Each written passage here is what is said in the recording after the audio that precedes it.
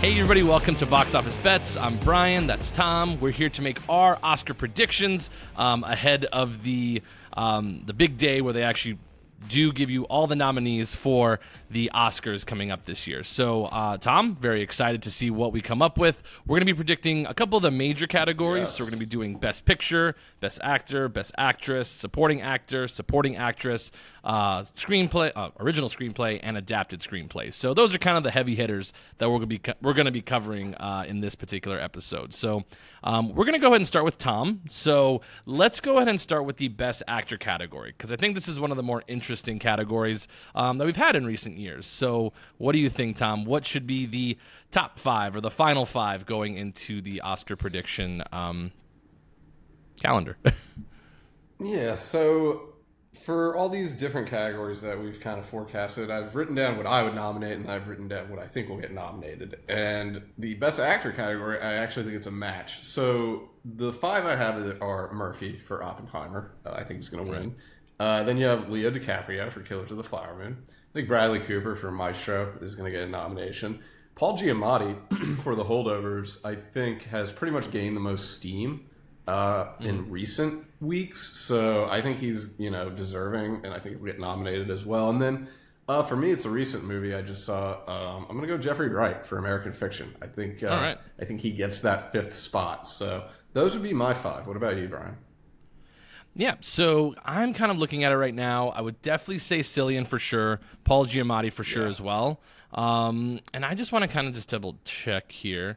So I don't know. So I'm kind of on the fence right now. So I don't know if Bradley Cooper gets in. I don't think people have responded to Maestro very much. I mean, he's definitely not winning this award, but the other thing is, like, DiCaprio. DiCaprio was not nominated for SAG, which is very, very surprising, which typically, if you're nominated for SAG, you go into Oscars, but it's not, a 1-and-1. But at this moment, I would definitely say Cillian Murphy, Paul Giamatti. I would say Jeffrey Wright should be in there. I think he does a really good job of it's a tough job lifting up that movie in terms of what he's asked to do. He's asked to be, this sort of person who's sort of set aside from society, but also be, someone that we're rooting for, which is tough. So I think he does a good job in that movie, Jeffrey Wright, in American Fiction. So Paul Giamatti, Cillian Murphy, Jeffrey Wright. I'll throw Leonardo DiCaprio in there because I think they will want to recognize him, and he knows how to get nominated for Academy Awards. And that really he just doesn't know how to win. He just doesn't know how to win. Exactly. It's wild. So. Yeah.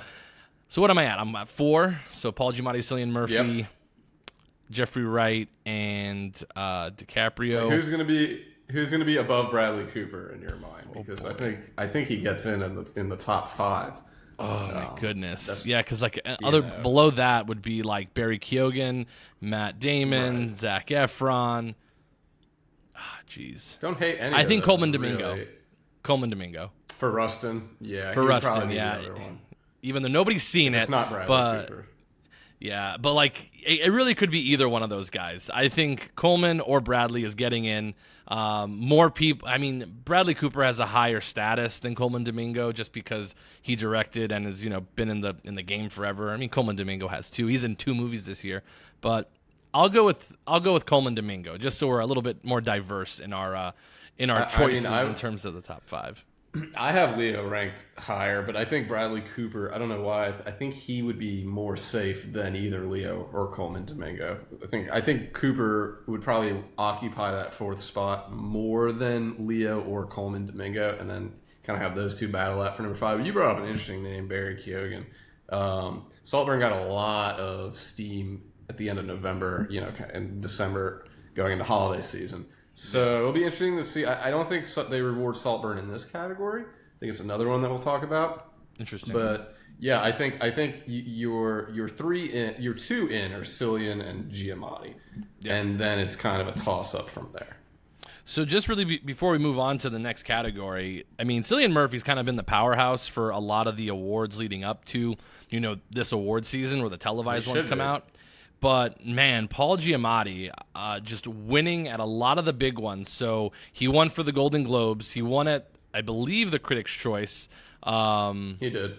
and he also won the most recent one, which was my goodness, can't think of the ones that are the most recent. The Critics' Choice was the most recent one that I would remembered. So the thing that keep in mind with the Golden Globes is they do have split categories. Right. So you have multiple winners for Best Actor or Best Actress or whatever it is. You have the musical comedy and then the drama also.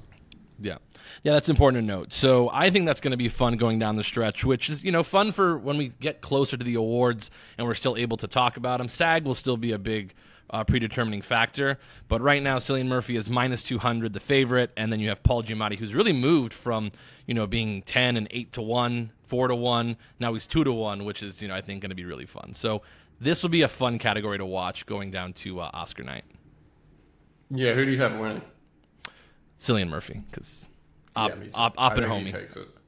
But like I could this movement from Giamatti is fun, but I told you it's kind of like it's more of a tease than anything. It's this when you compare Murphy's work in that movie, 3 hours of that versus I appreciate Paul Giamatti and The Holdovers, but he's an angry teacher at the end of the day. So I give Murphy the lift there.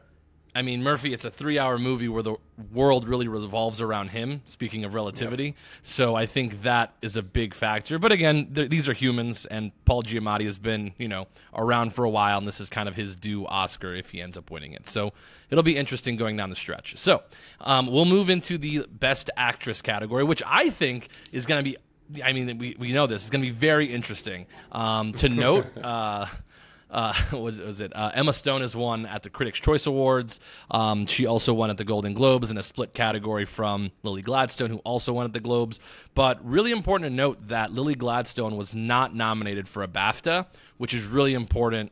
It's somewhat important going into the Oscars. So Emma Stone was nominated for Poor Things for the BAFTAs. But BAFTAs are really weird. They don't always reward...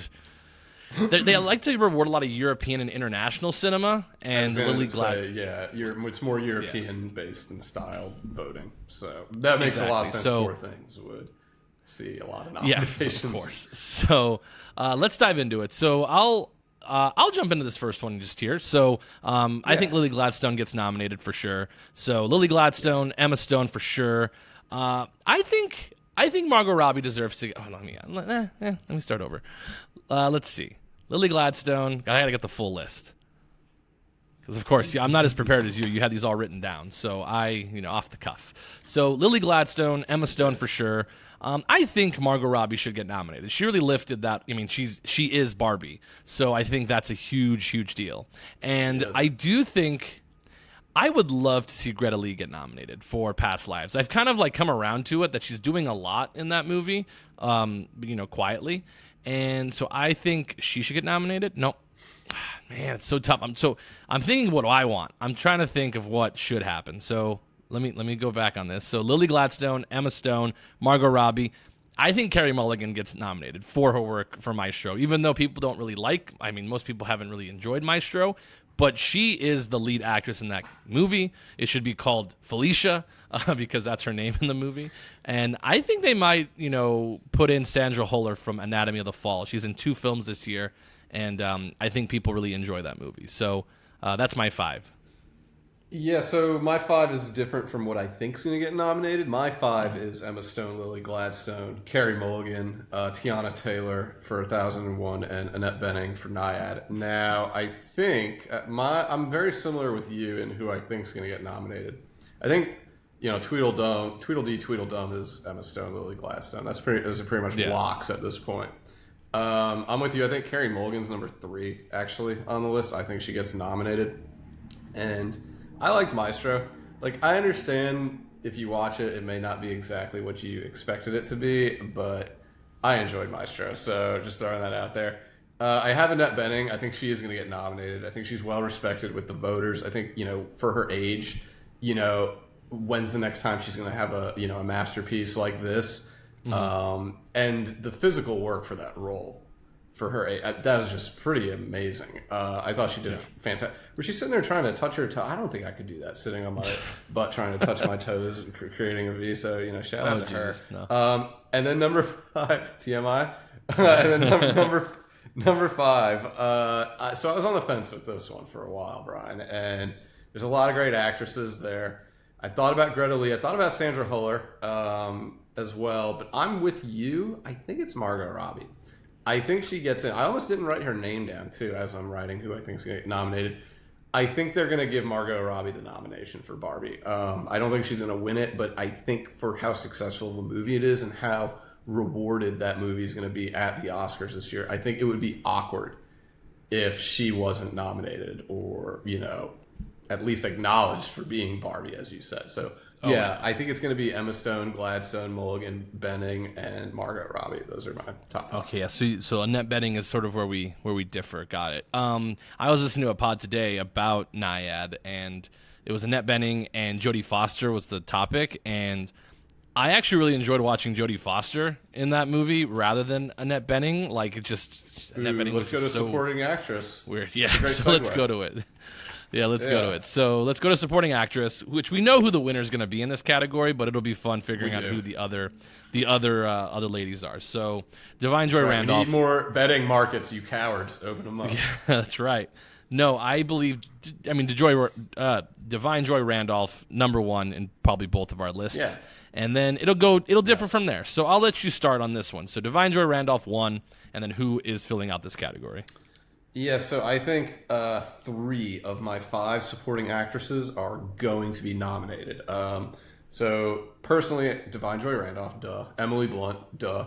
Danielle Brooks, duh. So those are kind of like your 3 right there. Then I've got Penelope Cruz. For what she did in Ferrari, I don't think it's getting enough attention, quite frankly. I think she was absolutely phenomenal. And then I know this person's not going to get nominated, but I want to give a shout out to her anyways. It's Alison Oliver in Saltburn. I know Rosamund Pike is getting a lot of the attention in terms of Saltburn and the Best Supporting Actress market, especially at these precursor award shows. But I'm here to tell you that Alison Oliver's performance in that was, I think, one for the ages, and I think it was one of the best performances on screen. And I do, we hate to make it a competition, but this is kind of betting, and this is what it is. I do think she was outperformed Rosamund Pike in that film, just personally. And then going to who I think will be supporting actresses who will be nominated. Divine Joy Randolph, I mentioned Emily Blunt, I mentioned Danielle Brooks, I mentioned for The Color Purple. Then I know you're not going to like this one, and I kind of went back and forth with it. This is a tough one, I think. I think Jodie Foster is in also, let me say that. So I guess I'll lead with Jodie Foster at number 4. And then number 5, this could be a lot of different people. It could be Henson from The Color Purple. It could be Viola Davis for Air. I know you're not going to like this, but I think it's going to be Julianne Moore.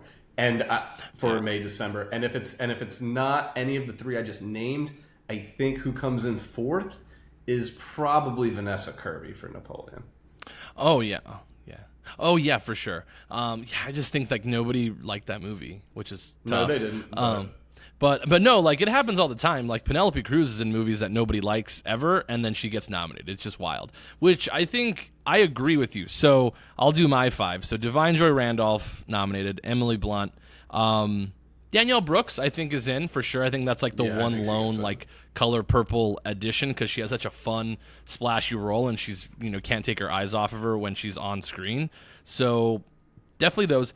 I do think Penelope Cruz gets nominated. I think she just really felt like the most authentic part of Ferrari, and I think she was electric whenever she's on screen. She's really doing everything that she's asked to do. She's really respected, I believe, in the Actors Guild sort of space, and I think her being nominated at SAG is a huge boost for her to be nominated. So my last one, my last one, I would say.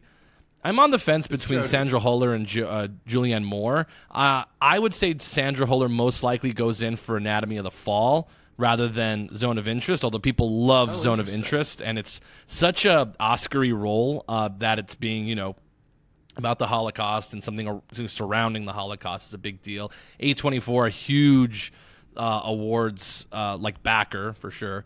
But I was also listening, same podcast, that the Oscars really, really like Julianne Moore. Like, if Julianne Moore is in anything, they want to nominate her. So I can see Julianne Moore sneaking in this. I don't think Jodie Foster gets in, unfortunately, because I would love to see her in there, and I really that's my favorite part of the movie is Jodie Foster in Naiad.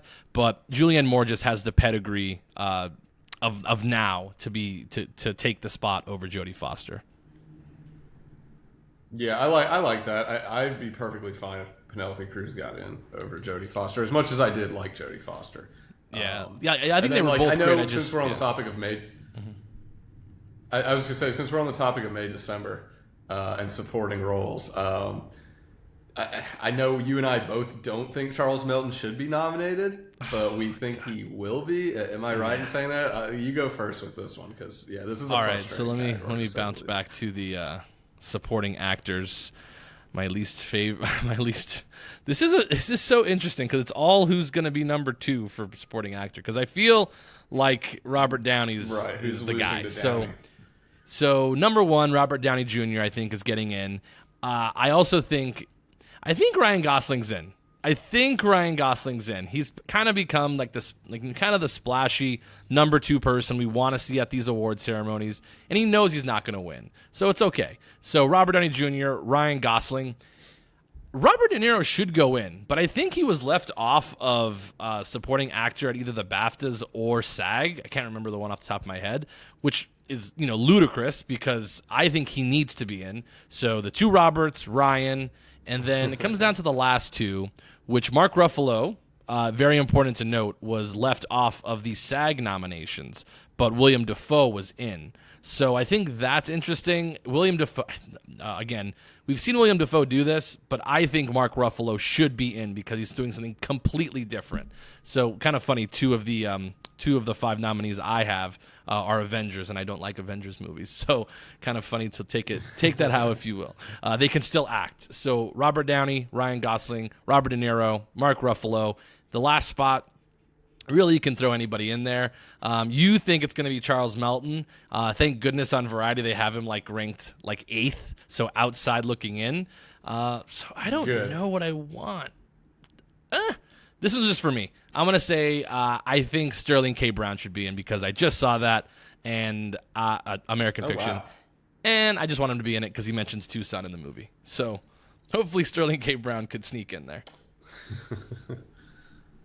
Yeah, he might. I think it's crowded category for sure. I think 100%. Gosling is kind of a bubble steal, if you will. He's gonna take a spot from somebody, even though I'm not sure, of the rankings, he really deserves to be in the top 5. And I think the same for Charles Melton. I think you're gonna have 2 bid steals, as they say with March Madness here, from Charles Melton and Ryan Gosling. Unfortunately, you might end up leaving De Niro off. But let me go through my 5. So I've got the 2 Roberts, Downey Jr. and De Niro. I think Dominique Sessa should get in. I think Coleman Domingo for The Color Purple should get in. And I think Glenn Howerton for Blackberry should get in. So I know that my top 5 is not exact, just based off those names right there. Yeah, so my 5 supporting actors I know are not going to get nominated, tit for tat here, because I've got Robert Downey Jr., who I think we both agree is going to win this. So that's like a given. Robert De Niro, it's interesting you mentioned that he might be left out because I have him at number 2 right now. I think he should get nominated. I think he will get nominated, but it does worry me more than it did before that he might not get nominated, which I think is insane. I'm with you on that. Then I have Dominique Sessa for The Holdovers, Coleman Domingo, The Color Purple stand out for me in that, and then Glenn Howerton from Blackberry. So that's who I want. Here's who I think is going to get nominated. Downey Jr. and De Niro. I think Ryan Gosling and Charles Melton are both going to steal a bid, per se. And it might be Mark Ruffalo. I know you don't like that, but I actually had William Dafoe a little bit ranked higher than him in the Poor Things movie. And so I think Dafoe might get that 5th nomination spot. And I actually had Ruffalo and Dafoe getting nominated. Yeah. But I forgot about Gosling, and you mentioned Gosling, so I had to cross off Ruffalo's name and put Gosling in there. But I think we're both in agreement that if Charles Melton doesn't get nominated, that's what is deserving. I don't want to knock Charles Melton. I don't want to sit here and say he was terrible or whatever, but I just didn't think it was a top 5 performance. So for me, if he gets left off, I'm perfectly fine with that. But I think the Academy is going to irritate me on that morning when they make announcements and name Charles Melton, unfortunately. Maybe he'll be the surprise, because they always have a surprise, and maybe that'll be the surprise that he's left off, and that works out for both of us. Because, it's almost like I'm having to choose between Mark Ruffalo and William Dafoe to, what if they just both get in? And I think they're both deserving. I think having those two in and Sterling K. Brown out, as well as Charles Melton, kind of okay with that. That's fine. But yeah, I think Dominic Sessa is such a huge part of that film, but he's just so new, and it's just a loaded category with big names. It'll be hard to sort of squeeze in, but I think he'll still go to the Oscars and look awesome. So that's cool. Do you think Glenn Howerton sneaks in like Brian Tyree Henry did a year ago? You know what? Maybe. Like, a lot of really respected like critics and people who prognosticate have said he puts in such a great performance that maybe he does sneak in. But it's just, again, so hard. Those Canadian films are tough. Tough. I mean, it's a Canadian company. Unless you're Schitt's Creek, yeah, it's tough. Unless you're Schitt's Creek, exactly. But yeah, so I don't know. We'll see how it goes. So we're done with the actors, actresses. Oh, I forgot to mention, we have to do director. Screenplays next. I forgot to mention, we have to do director. My bad. Oh, we'll get to director. I was bad in teasing that. Yeah.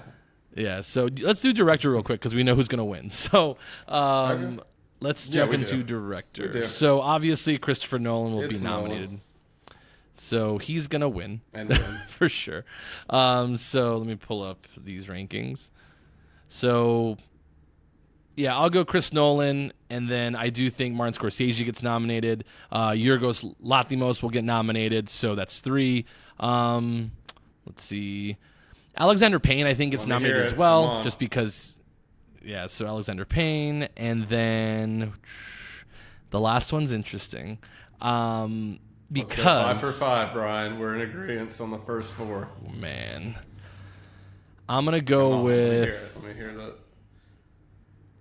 I don't know what you're thinking, but I'm going to go with who I think will be nominated. I think... okay. This is tough. Last one. I want to say Greta Gerwig. Yeah, so I'm going to say Greta Gerwig, but she could get bumped out for Justine Triet, who directed Anatomy of the Fall. So just because that one, she was nominated and won for Best Screenplay at the Golden Globes, which doesn't always mean a lot, but it's a big deal. And she won, I think, again at another awards ceremony recently. So my heart says Gerwig, but I think Justine Triet is the 5th person nominated there in Best Director. What about you? Yeah, nice. A lot of must be a lot of Law and Order fans voting for Anatomy of a Fall. Good movie. So I it's funny you mentioned Justine Triet. I hope I'm saying that correctly, because I have her in who I think should be nominated. I have Nolan, Scorsese, Gerwig, Triet, and A.V. Rockwell, which A1001 just gets absolutely no respect. So I had to throw it in there. So what I think is going to get nominated, though, is the 4 you mentioned and Gerwig, those 5. So I think those 5 will get nominated. And I actually got Alexander Payne. I think he would probably be the one left out if you see Triet end up getting nominated. I think he'd be the one left out. And then I think you really got to watch out for who did Zone of Interest? Glazer. Jonathan Glazer. I think you got to watch out for him. Yeah, I think he's a name that could sneak in as well as that 5th spot. I think that 5th and 4th spot are pretty open right now. I think Nolan, Scorsese, and Yorgos are your top 3 for sure. But it doesn't matter. Nolan is going to take this award easily. This is a slam dunk, a layup of a pick. Rightfully so. Major markets, I would say. Yeah, just don't even bet it. That'd be mine. Yeah, I think we're set there. We all know who's got a lot of money. So. Yeah, exactly. So let's do original screenplay and I keep forgetting we have to do Best Picture. So let's do original screenplay real quick. So this was a toughie, just because again Barbie was sort of like notched in here for a while and then was like overruled, and now they're adapted. So right now, I would say this is sort of what Variety has listed as their top 5: Anatomy of the Fall, The Holdovers, Past Lives, May December, and Saltburn. Honestly, not like a terrible list. I think if it goes in like this, 3 of those, actually. Yeah. So if it goes in like this, I think. Right now, Anatomy of the Fall is the front runner, but I can see The Holdovers maybe winning because it's a very talky drama. So I think Anatomy of the Fall is a rightful favorite. So Anatomy of the Fall, Holdovers. I'm cool with Past Lives. I think Past Lives is really beautifully written. That's the other two that I have to figure out. I don't know, man. I might need some help on this, actually. So those are my three. So Anatomy of the Fall, Holdovers, and Past Lives. So I have Holdovers and Anatomy of the Fall in terms of what I think should be nominated, what I think will be nominated. I also have Saltburn. Those are my top three. I think they will all three will be nominated. And then it kind of gets different. So I actually have Maestro. I think it's going to get nominated, but it's kind of on the fence in terms of how people responded to it. And then I want 1001 to get nominated for Best Original Screenplay. I think it should get nominated, but I don't think it will. I actually reluctantly have May December written down. Yeah. So I do think Past Lives, though, could be the one that kicks Maestro out. So I would actually argue that May December might be safer territory than Maestro. But I like Holdovers, Saltburn, and Anatomy of a Fall as like your guaranteed three. Yeah, and I mean they have Saltburn in their top 5 as well, so I think you're good there, as well as May December. So you're really trending on what everyone also thinks is going to happen, which isn't a bad thing, especially because I'm looking at like the other players, and I think that's the safest pick. Maestro, they have kind of on the outside looking in. Do they have 1001 anywhere? Is it anywhere? Very much on the rest of the possibilities, like all the way down, pretty far down. We'll take like it. 28, We'll take just in case you we'll wanted take 1% chance. Yeah, Okay. so we're good there. So now let's go to the big boy. 29. Let's go to the big boy, adapted screenplay. So this is where all of the big guys are going to be at. So right now they have American Fiction, Barbie, Killers of the Flower Moon, Oppenheimer, and Poor Things. Obviously, Oppenheimer will go in. I would also say that I think Barbie, because they made such a big deal about it, I think Barbie still gets in. Again, it's another way for them to get the writer, the director there. So Oppenheimer, Barbie, Killers of the Flower Moon for sure. So Oppenheimer, Killers of the Flower Moon, Barbie. Let's say Poor Things yet? Poor Things. Poor Things will be in, and Poor then it really Things. comes up to the last spot, which between American Fiction. What movie did you just see? Yeah.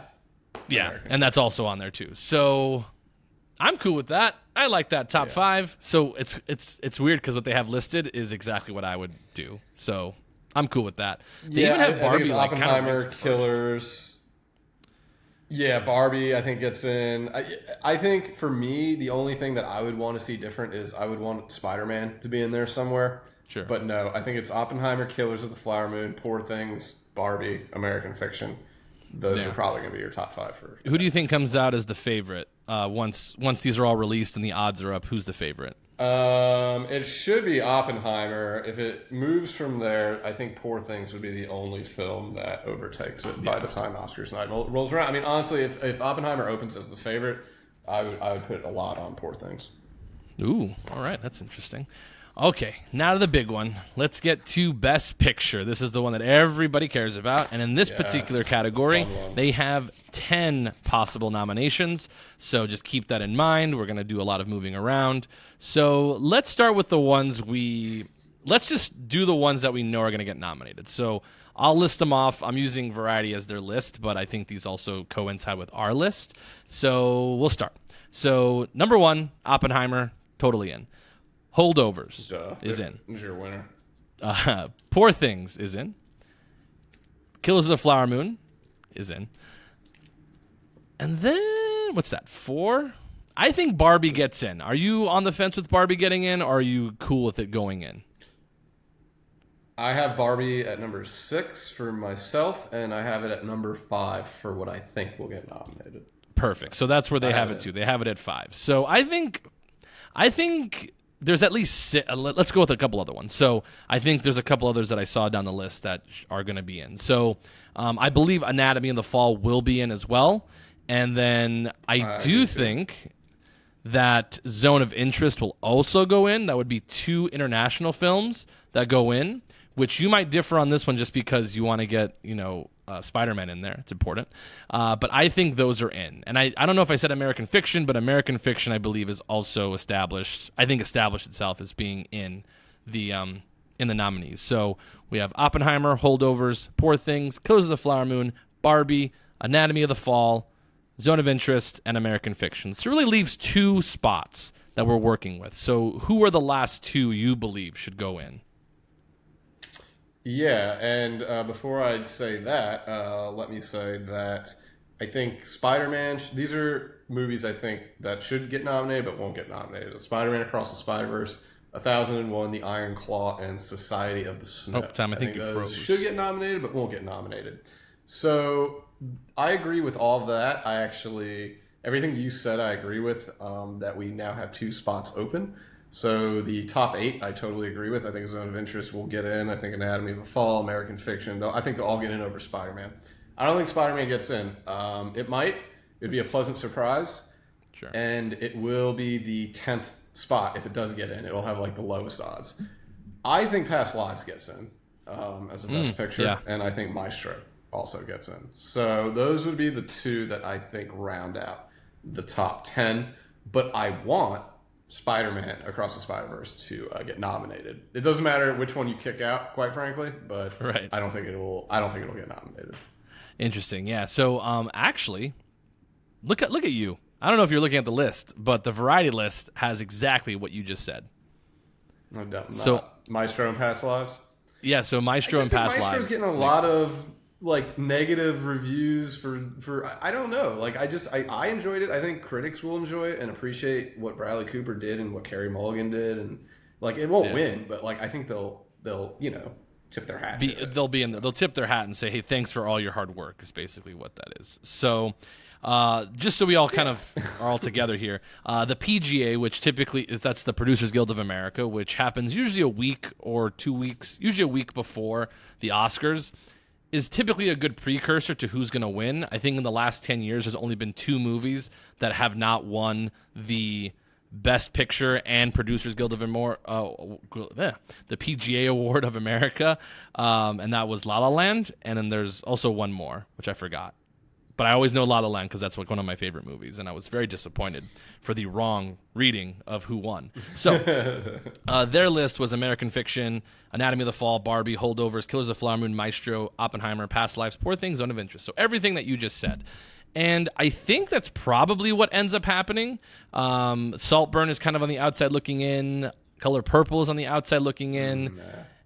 So I think the list that's we kind of just looked over is right. I think that's the correct list.